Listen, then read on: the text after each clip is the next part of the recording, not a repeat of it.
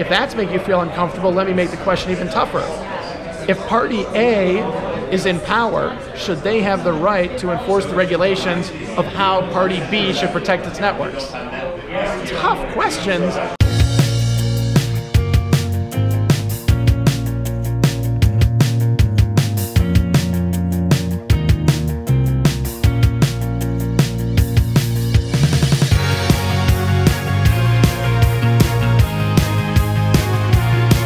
It is day 2 at DEF CON, and I am joined here by Sean Kanuck, who just gave a talk about hacking democracy.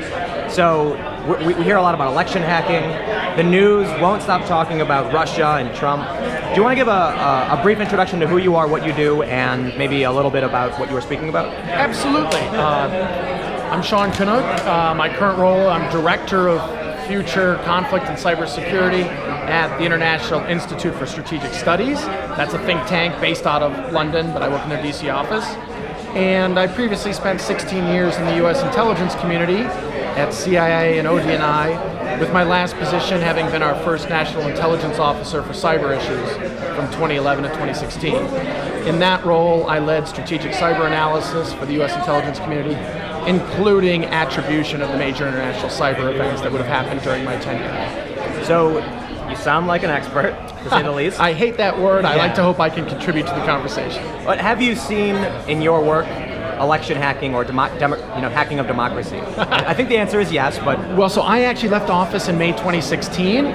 The big issues that have been front page since have actually been during the tenure of my successor. But let's just say there's been influence efforts in foreign elections for many decades and centuries. I think what we're seeing today and most recently in the US and France is the modern version of it, and in a much more quantitatively effective way.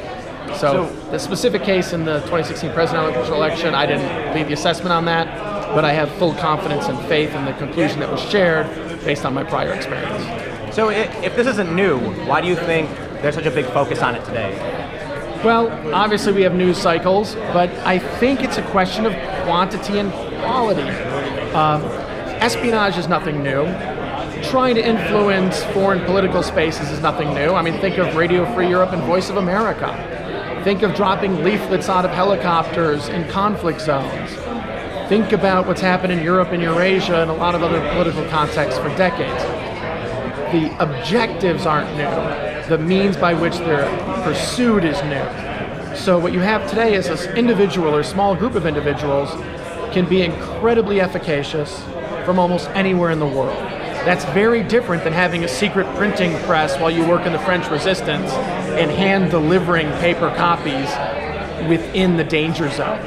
I think what we're seeing is a disproportionate ability to influence compared to the investment and the risk in perpetrating that activity. It seems like, as it goes with any kind of cyber infrastructure, for every different system, there's very few people trying to defend it, but millions trying to break it.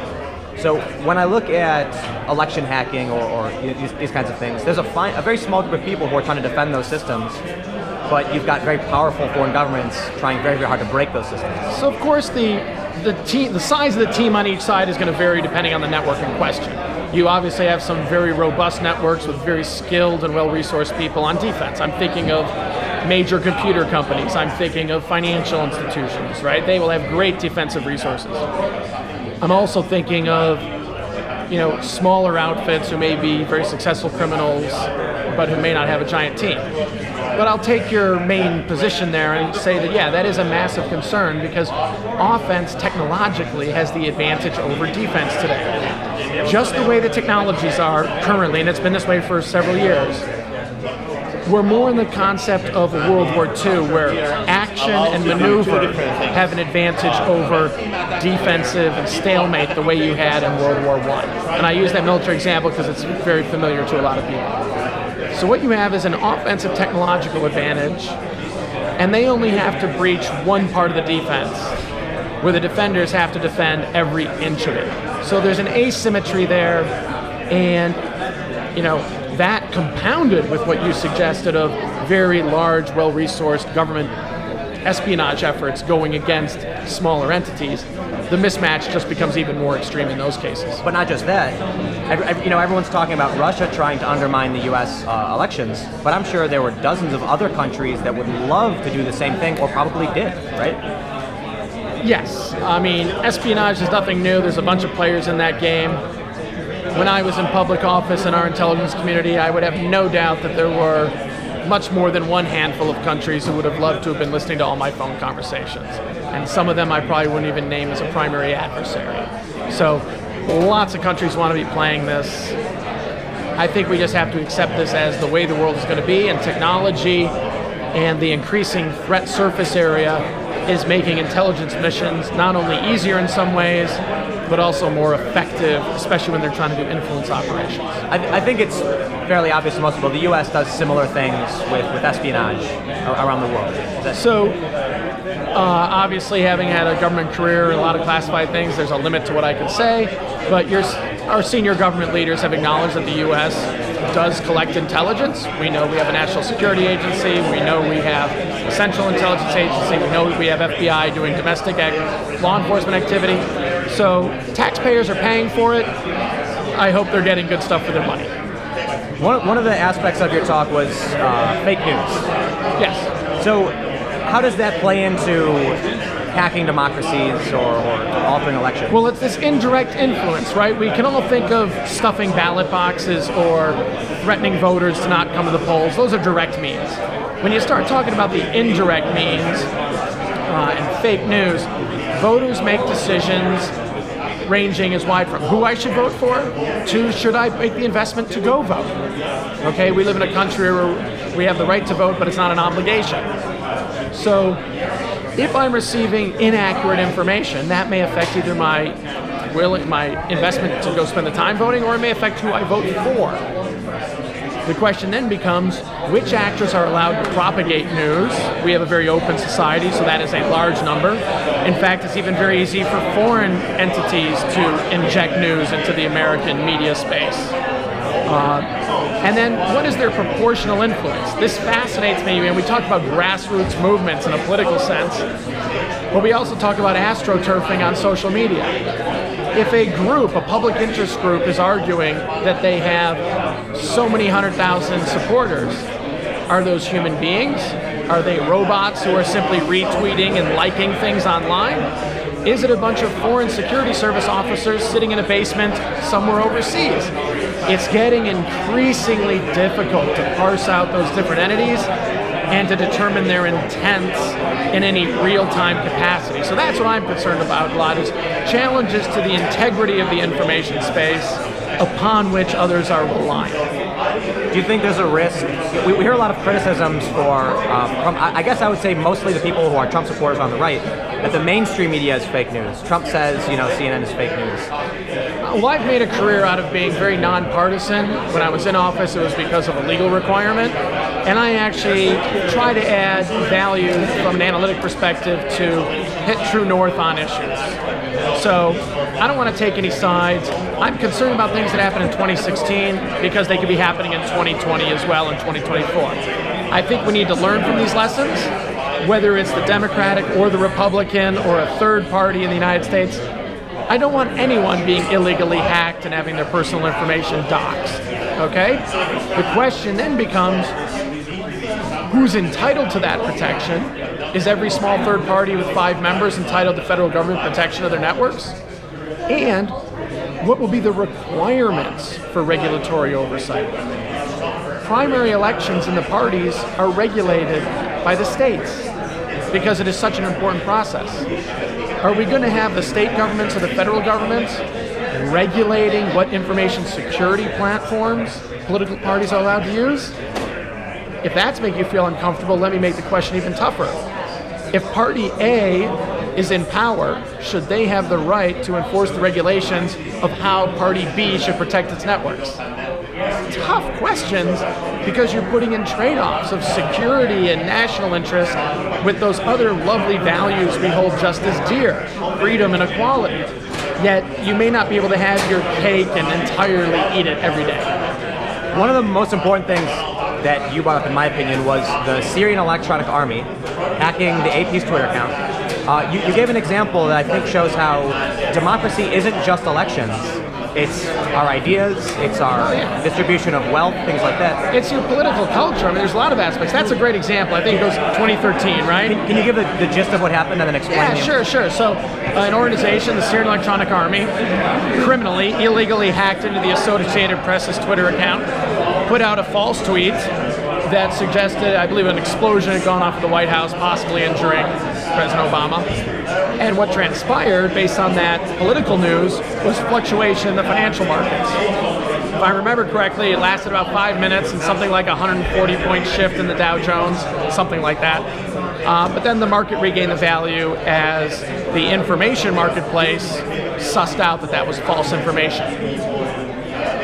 A lot of the people end the story there. For me, that's not the end of the story, because the money that came back into the market, or the value, was based on more trades, which means the value didn't necessarily go back into the exact same pockets it had been in 5 minutes earlier. So that was actually a massive financial redistributive event.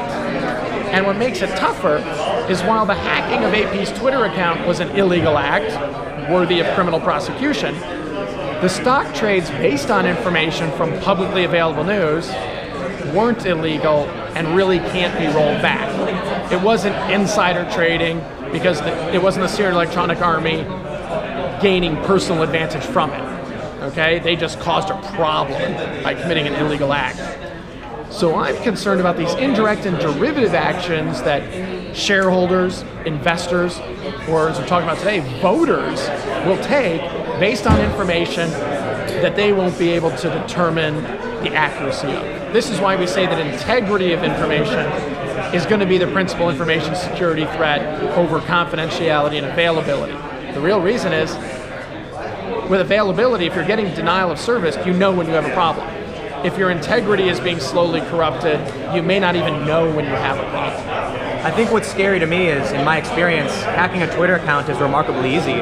Especially, the AP, they're not hackers, they're not tech people, they're journalists. Yeah. So when you see, in so many cases, how easy it is to take a Twitter account, but how much power that wields, it seems like there is a very large threat to our democracy, that our economy can be very easily destabilized. If the Syrian Electronic Army, and let me ask you, if they didn't intend to disrupt the market, it was a byproduct of their hoax or whatever, but do you think that it's a significant threat, redistribution of wealth, disruption of economy, that if someone actually tried to do it through manipulating the media, we could be faced with a serious crisis? So, number one, I've never hacked anyone's Twitter account. Number two, I don't necessarily want to comment on the information security practices of any company. I think every company has challenges, and I hope they're all working to improve. Obviously, a place like Twitter is going to be a target by a lot of criminal and foreign actors, so I hope they're able to do the best they can in securing things. To your question of what the possible impacts are, I'm very concerned that as some of these proofs of concept happen, that they're going to be getting redeployed by others. We've seen this a little bit with ransomware, and I'm concerned that the market for this kind of activities, we saw Syrian Electronic Army, will increase, with the hope of creating larger, more influential knock-on effects. I'm also not in the practice of telling bad people how to do things I don't want to see happen, but I am one of the people thinking strategically about where the strategic vulnerabilities are and how best to help government or industry better secure them. So whether it's white hat hackers here at DEF CON, whether it's government, current government officials, whether it's people like me who are well-minded, hoping to help the defense community, I hope we're really strategically looking at our infrastructure, voting and otherwise, financial included. I hope we're looking for those single points of failure in critical areas. And I hope we're looking at all of it with an offensive targeter's mindset. Not the engineer who builds it for functionality, but the offensive hacker who wants to go break it or exploit it. That's really important, because oftentimes it'll show you, it'll open up your perspective to different means of compromising things. So I'm afraid of the potential impacts. I'm not going to tell you exactly what I'm most afraid of, but I think there is a lot of work to be done in this space, because our society and our infrastructure is nowhere near as resilient as we'd like to think it is. Wow. Well, Any final thoughts? Anything we should know that I didn't ask you, or? Number one, I'm excited to be here and see the crowd. I'm excited to meet you. And I think this exact kind of thing, with young, technologically savvy people who are thinking from that offensive mindset, is really important to helping our national security and our economic security. So I would hope most of the people here today have a white hat mentality. I know that may not be perfectly true, but I hope they're also trying to help secure things. I believe in pen testing and red teaming is the way we get better on defense. And you know, our future is collective in this area. None of us want the power grid going down. None of us want the financial clearing systems not working. No one wants public sanitation not working. The few who do really are genuine terrorists, and they have a completely alternate agenda that is criminal. So for the rest of us, I think the sooner we realize our collective efforts will be the way to help us get towards where we need to be, but I think it's a long road. Offense still has the advantage over defense from my perspective. All right. Well, thank you, Sean, for joining me. I'm going My to film pleasure. a quick wrap up. So thank you all so much for watching. This is really fascinating. Sean gave, I thought your talk was amazing. It was, thank you. It was really interesting, and he threw to the audience a lot, which I really appreciated. A lot of interaction. But comment below and let me know what you think. Click the like button if you like the video. You can follow me on Twitter and Instagram at Timcast. And if you want to support the work that I do, you can go to patreon.com/Timcast. Give whatever you'd like, give nothing at all. My videos will always be free and available every day at 4 p.m. And also make sure to go to minds.com/Timcast for an exclusive feed with behind-the-scenes photos whenever available. I'm still at DEF CON. I'll be here for another couple days. Stay tuned. I will see you all tomorrow at 4 p.m.